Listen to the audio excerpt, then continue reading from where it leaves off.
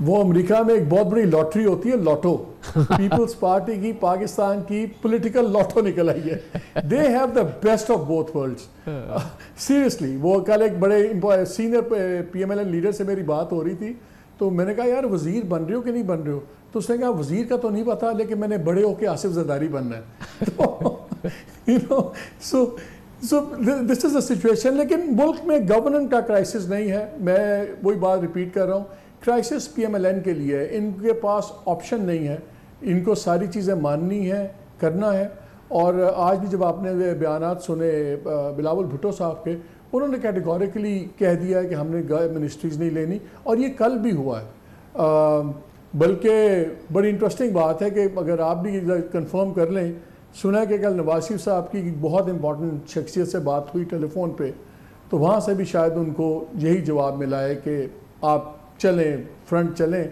इन बहुत अहम मुज़ाकरात की मज़ीद मालूमात लेंगे, इस पर तज़िया हासिल करेंगे। मुमताज़ सीनियर सहाफ़ी न्यूज़ एनालिस्ट मोहम्मद मालिक हमारे साथ हैं। बहुत बहुत शुक्रिया मोहम्मद मालिक साहब। आपकी क्या ख़बरें हैं? क्या हम इसको डेडलॉक कहेंगे? एक बड़ा डेडलॉक है पीएमएलएन और पीपल्स पार्टी के दरमियान, और अगर डेडलॉक है तो इनके पास क्या ऑप्शंस हैं? ये डेडलॉक नहीं है, ये चोक होल्ड है, लेकिन सिर्फ पीएमएलएन के लिए। गवर्नमेंट भी बनेगी, आप देखिएगा, पीएमएलएन लीड भी करेगी, बिकॉज उनके पास चॉइस नहीं है। Khan sahab, they have been told categorically कि आपने गवर्नमेंट बनानी है सेंटर में, अगर आपने पंजाब में गवर्नमेंट लेनी है। ये जुड़ी हुई चीज़ें हैं, इसलिए ये गवर्नमेंट बनेगी। और इसलिए पीपल्स पार्टी इतना एग्रेसिव खेल रही है, बिकॉज उनको पता है कि एक बाइंड में है पीएमएलएन। उनके पास ये ऑप्शन नहीं है पीपल्स पार्टी की तरह कि वो हट जाएं, बिकॉज अगर वो सेंटर से हटते हैं तो फिर उनको पंजाब भी उनके हाथ से जाता है। पीपल्स पार्टी अगर सेंटर से हट गई है तो उसके पास सिंध भी है 200%, और बलूचिस्तान भी उनके पास है, इसलिए वो उनका बिल्कुल डिफरेंट कॉन्टेक्स्ट। लेकिन आपने जिस चीज़ की बात की, जो आपने फरमाया कि कैटेगोरिकली टोल्ड कि आपको गवर्नमेंट बनानी है, आपको पंजाब में गवर्नमेंट उसी सूरत में बनेगी, तो ये जो कैटेगोरिकली टोल्ड है, जाहिर इसकी वजह, उसकी ज़रूरत इसलिए है कि पाकिस्तान को हुकूमत चाहिए और एक कोalition गवर्नमेंट बननी है, वरना तो ये इलेक्शन स्क्रैप हो जाएंगे, एक बहुत बड़ी तबाहकुन बहरान होगा। तो ये जो कैटेगोरिकली टोल्ड है, ये सिर्फ पीएमएलएन तक के लिए तो मुख्तस नहीं है, बेपनाह इन्फ्लुएंस है एक कैटेगोरिकली टोल्ड का पीपल्स पार्टी के ऊपर भी। और अल्टीमेटली क्या उनके पास ये मौका है कि वो डिफाई करे इस किस्म की किसी सिचुएशन को और कहें कि जी हम नहीं जाते हुकूमत में? नहीं, उन्होंने देखिए उन पे प्रेशर बहुत ज़्यादा है, दैट इज़ ट्रू। लेकिन उन्होंने ये कहा है कि हम गवर्नमेंट तो बनवा रहे हैं, हम गवर्नमेंट के अंदर बैठना हमारे लिए नामुमकिन है स्टेज के ऊपर। और अभी जो वो वक्त ले रहे हैं वो इस बात पे ले रहे हैं कि जी हम पहले कॉन्स्टिट्यूशनल ऑफिसर्स हमें सारे मिल जाएं, तो उसके बाद हम देखेंगे। दूसरा, ताकि दे आर बाइंग टाइम। अब अगर कॉन्स्टिट्यूशनल ऑफिसर्स का मतलब है, चले आपको स्पीकर फ़ौरन मिल जाएगा, आपको सदर भी नहीं मिल सकता अभी, वो भी आपकी सेनेट के इलेक्शंस मार्च है, तो मार्च तक उनके पास टाइम है, चेयरमैन सेनेट की वजह से भी, प्रेसिडेंट की वजह से भी। इसलिए वो उनको ये स्ट्रेस नहीं है, वो अभी टाइम बाय कर चुके हैं। इंटरेस्टिंग चीज़ ये है कि जो दो तीन चोकिंग पॉइंट्स हैं, बहुत से लोगों का ख्याल है कि शायद फाइनेंस मिनिस्टर वाला चोकिंग पॉइंट है, वो भी नहीं है। सेनेट की चेयरमैनशिप साफ इनकार कर दिया पीएमएलएन ने, वो नहीं देंगे। आज जो नया ट्विस्ट एक और भी आया है पिछले 48 घंटे में कामरान, वो ये है कि काकड़ साहब का भी नाम अब आ गया मार्केट में कि जी काकड़ साहब भी चेयरमैन सेनेट के में इंटरेस्टेड हैं, आउटगोइंग प्राइम मिनिस्टर। और जाहिर है उनको लेकिन साहब आपको पता है ना कि ये जो चेयरमैन सेनेट है, ये तो एक मुख्तलिफ हल्कों की पोजीशन है। यहाँ पर जमात से ज़्यादा जो है वो एक जो हमारा जो बहुत स्ट्रॉन्ग पावर सेक्टर है, ब्लॉक है, उसकी ये सीट है। और उसके लिए जाहिर है कि एक प्रेफर्ड कैंडिडेट है, पहले सादिक सिजरानी साहब रहे और अब काकड़ साहब हैं, क्योंकि बलूचिस्तान को हम देते हैं ये। तो इसमें तो शायद ये दोनों ने तय कर लिया है कि अच्छा इसमें तो हमारे में किसी का भी स्टेक नहीं है। नहीं, लेकिन अब ये देखिए कि जो इलेक्शन के रिजल्ट्स हैं कामरान, उसने सब की नेगोशिएटिंग पावर्स डैमेज की हैं। उसने अगर पीएमएलएन की बहुत ज़्यादा डैमेज की है, पहले उससे पहले आपको याद है बहुत ज़्यादा डिमांड्स होती थी पिंडी से। अब जो पीटीआई का टर्न आउट हुआ है और जो पीटीआई ने जितनी सीट्स ली हैं, इसमें जो मुख्तदर हल्के हैं उनके लिए भी वो पोजीशन नहीं रही कि वो बस कह देंगे तो लोग खड़े हो जाएंगे, वो कह देंगे तो लोग बैठ जाएंगे।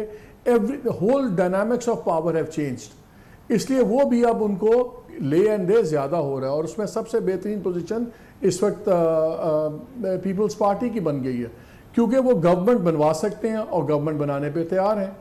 लेकिन आप देखें ना कि मालिक वो 54 सीटों पे 54 नेशनल असेंबली सीट्स पे प्रेसिडेंट तो उनको हो चुका है। अब वो कहते हैं स्पीकर भी हमें होना चाहिए, गवर्नर्स मांग रहे हैं 2 या 3 बल्कि तो 4 मांग रहे थे, मगर अभी भी वो 2-3 से कम पे तैयार नहीं है। फिर एक नई चीज़ है जो कि जिसका कोई ज़्यादा शोहरा नहीं हुआ है, वो कहते हैं एमक्यूएम को भी शामिल ना करो इस हुकूमत में। क्यों एमक्यूएम को क्यों शामिल कर रहे हो? एमक्यूएम तो हमारी ज़ाहिर है कि हरीफ है सिंध के अंदर, और उनकी बड़ी ख्वाहिश है कि हम जिस कैबिनेट में ना हो वहाँ एमक्यूएम की एक अच्छी पोजीशन हो जाए। वो एक नई चीज़ ले आए हैं, उन्होंने कहा कि इनको भी निकालो इधर से। एमक्यूएम के ऊपर 2 बातें चल रही हैं कामरान। एक तो अगर एमक्यूएम को गवर्नमेंट में बनना भी है तो वो उनसे 2 मिनिस्ट्रीज चाह रहे हैं कि वो उनको बिल्कुल नहीं मिलनी चाहिए, एक पोर्ट्स एंड शिपिंग और एक वो आईटी की मिनिस्ट्री। पोर्ट्स एंड शिपिंग की टोटल वजूहत और हैं, क्योंकि वो उसके अंदर आपको पता है जो पोर्ट्स हैं और जो लेबर है और बाकी जो सारे काम धंधे हैं, इसलिए वो पीपल्स पार्टी ने कहा है कि अगर इनको लाना भी है तो वो इनको ना दें। और आईटी में बहुत ज़्यादा डेवलपमेंट एक्सपेक्टेड है अगले 2-3 साल में, फैसिलिटीज़ भी, और it is suppose to play a lead role economic revival में। तो वो ये भी नहीं चाहते कि एमक्यूएम वाले उस पर क्रेडिट क्लेम करें कल को। सो अगर ये आएंगे भी तो पीपल्स पार्टी की 2 शराइत में, एक तो ये शामिल है कि इनको पोर्ट्स एंड शिपिंग ना मिले, आईटी ना मिले। दूसरा जो एक नई चीज़ एंटर हुई हुई है कि वो पंजाब में 2 से 4 मीनिंगफुल मिनिस्ट्रीज मांग रहे हैं। और जब उनसे बात हुई तो उन्होंने ये आर्गूमेंट दिया नेगोशिएटिंग कमेटी में कि देखें, हम तो हमारा वोट गया था ज़्यादा पीटीआई में, हम वो वोट वापस लेना चाह रहे हैं, हम आपकी बेस में इंटरफेयर नहीं करना चाह रहे पंजाब में, लेकिन पीएमएलएन इसको दूसरे तरीके से देख रही है। सो वो ये 2-3 छोटे छोटे पॉइंट्स हैं, ये तय हो जाएंगे। लेकिन ये आप और मैं मेरे ख्याल में इस बात पे एग्री कर रहे हैं कि ये सारे पॉइंट्स हैं और बड़े, यानी कि इस वक्त देखें तो प्रीटी कॉम्प्लिकेटेड एक सिचुएशन नज़र आती है, मगर हम इस बात पे वी टेंड टू एग्री हर सूरत में कि बाहर at the end of the day ये बन जाएगी, हुकूमत बन जाएगी, सबको के मज़े हैं जी। देखें ना 70 सीटों पे सीएम पंजाब आपको मिल जाए, आपको प्राइम मिनिस्टर मिल जाए, आपको पूरी गवर्नमेंट मिल जाए, 70 सीटें। और आपको मालूम है 70 की 70 में कितनी 70 है उनकी और कितनी क्या है, जो इलेक्शन रिजल्ट है आप बहुत अच्छी तरह से जानते हैं। फिर पीपल्स पार्टी के 54 सीट्स के अंदर आपको प्रेसिडेंट मिल जाए, आपको पूरा ज़ाहिर है कि सिंध तो मिलेगा ही, और फिर आपके पास एक इन्फ्लुएंस हो गवर्नमेंट के ऊपर कि आपके पास ट्रम्प कार्ड आप होल्ड कर रहे हो, गवर्नर्स हो, एक बलूचिस्तान की गवर्नमेंट हो जाए, ये तो मतलब एक गॉडसेंड एक सिचुएशन है दोनों जमातों के लिए। वो अमेरिका में एक बहुत बड़ी लॉटरी होती है, लॉटो। पीपल्स पार्टी की पाकिस्तान की पॉलिटिकल लॉटो निकल आई है। They have the best of both worlds, seriously. वो कल एक बड़े सीनियर पीएमएलएन लीडर से मेरी बात हो रही थी, तो मैंने कहा यार वजीर बन रहे हो कि नहीं बन रहे हो? तो उसने कहा वजीर का तो नहीं पता, लेकिन मैंने बड़े होके आसिफ जरदारी बनना है। तो you know, so this is a situation. लेकिन मुल्क में गवर्नेंस का क्राइसिस नहीं है, मैं वही बात रिपीट कर रहा हूँ। क्राइसिस पीएमएलएन के लिए, इनके पास ऑप्शन नहीं है, इनको सारी चीज़ें माननी है, करना है। और आज भी जब आपने बयानात सुने बिलावल भुट्टो साहब के, उन्होंने कैटेगोरिकली कह दिया है कि हमने मिनिस्ट्रीज़ नहीं लेनी, और ये कल भी हुआ है। बल्कि बड़ी इंटरेस्टिंग बात है कि अगर आप भी कंफर्म कर लें, सुना है कि कल नवाज शरीफ साहब की बहुत इंपॉर्टेंट शख्सियत से बात हुई टेलीफोन पे, तो वहाँ से भी शायद उनको यही जवाब मिला है कि आप चलें, फ्रंट चलें। जी, आई थिंक इस चीज़ पे अब कोई डिस्कशन नहीं है कि पीपल्स पार्टी कैबिनेट में होगी या नहीं, ये बात ख़त्म हो गई है। पीपल्स पार्टी कैबिनेट पे नहीं होगी, शायद पहले दिन से नहीं होना था, ये कहीं और डिसाइड हो चुका था कि पीपल्स पार्टी कैबिनेट में जाएगी नहीं। फर्स्ट डे से ये पोजीशन थी, आज तक ये पोजीशन है, और फिर सब ने कह दिया है कि यार ये बस ऐसे ही ठीक है, अब ऐसे चलो, क्योंकि यहाँ एक SIFC के लिए बड़ी जगह बनानी है। एक कैबिनेट की एक बड़ी जो डिसीजन मेकिंग बॉडी है वो SIFC ने प्रोवाइड करनी है। नहीं, उसके अंदर तो लेजिस्लेशन भी आपकी आएगी, वो भी प्लान लेजिस्लेशन है जिसके अंदर SIFC की डिसीजंस बाइंडिंग होगी, मगर कैबिनेट को ओवरशैडो किए बगैर। लेकिन वो बड़ी एक पोटेंट फोर्स होगी, वो उस पर होगा। लेकिन जो इनके एक दो स्टिकिंग पॉइंट्स ये भी हैं कि इनसे गारंटीज मांग रही है पीपल्स पार्टी कि आप किसी भी मौके पे NFC को 18th अमेंडमेंट को और काउंसिल ऑफ कॉमन इंटरेस्ट, इन तीन पे कोई बात नहीं छेड़ेंगे। अगर इन तीनों पे कुछ चीज़ें लाएंगे तो फिर उसके अंदर हमें will have to part ways. Privatisation पे उन्होंने ये कहा है इनको कि आप पब्लिकली हम अपोज करेंगे, हम इसे बहुत शोर डालेंगे, लेकिन उस पर हम कर सकती है बातचीत। और एक चीज मालिक साहब हम अपने नाजरीन को बता सकते हैं कि पीपल्स पार्टी को याद दहानी कराई गई है कि अब सिंध में सिस्टम नहीं चलेगा। ये सिस्टम जो 15 साल चलता रहा, इसको अब आपने खैरबाद कहना है और this will be made sure कि जी के सिस्टम अब नहीं चलेगा सिंध में। ये पीपल्स पार्टी ने देना है और जाहिर है कि सबसे बड़ा एसेट है जो कि उन्होंने बहरहाल अब सरेंडर करना है। लेकिन कामरान उस सिस्टम के बेनिफिशरीज खाली पॉलिटिशियंस तो नहीं है ना, कैसे ख़त्म होगा?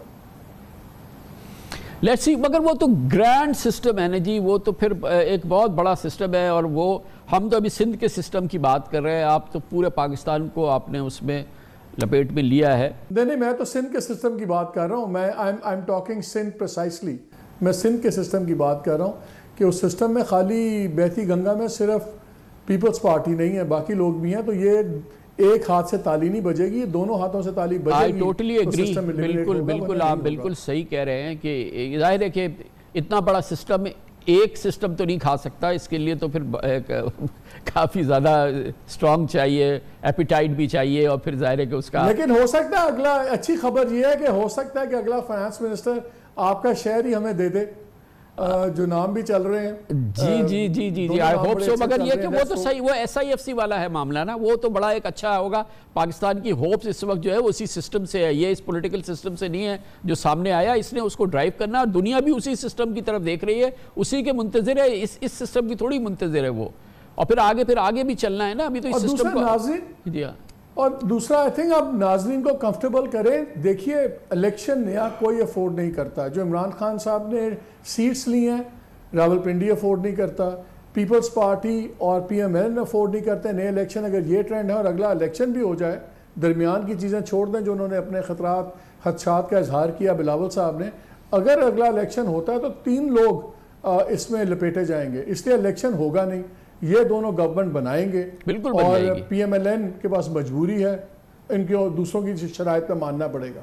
इंशाल्लाह बिल्कुल ऐसे ही हो जाएगा, टाइम लगेगा, मगर मार्च के पहले हफ्ते में हमारे पास हुकूमत होगी इंशाल्लाह, विदाउट एनी प्रॉब्लम। और फिर मार्केट्स में सूत होगी, फिर IMF से बातचीत शुरू होगी, फिर बाहर वाले जो इंतज़ार में बैठे हैं, हमारे मिडल ईस्टर्न फ्रेंड्स, हमारे चाइना, ये सारे लोग, फिर ये IMF वगैरह ये फिर आएंगे। I think they will come, क्योंकि जाहिर है कि ये जो रिजल्ट्स आए हैं ये उनके लिए भी इत्मीनान का बाइस है। मतलब सिर्फ हमारे हलकों के लिए नहीं है, दुनिया में भी ज़रा इस पर इत्मीनान ही हो रहा है कि बस चले गाड़ी आगे बढ़े। दूसरी देखिए, जितनी केयर टेकर गवर्नमेंट ने भी अभी MOU साइन किए हैं, दूसरी बात हुई है IMF के बिहाइंड द सीन्स जो निगोशिएशन चली, फिर जो इन्वेस्टमेंट्स की बात हो रही है, उसमें सारा अंडर राइट, फ्रैंकली खुल के बात करनी चाहिए, आर्मी ने अंडर राइट किया हुआ। वो लोग आ रहे हैं, UAE हो गया, सऊदी अरेबिया हो गया, सब कुछ हो गया।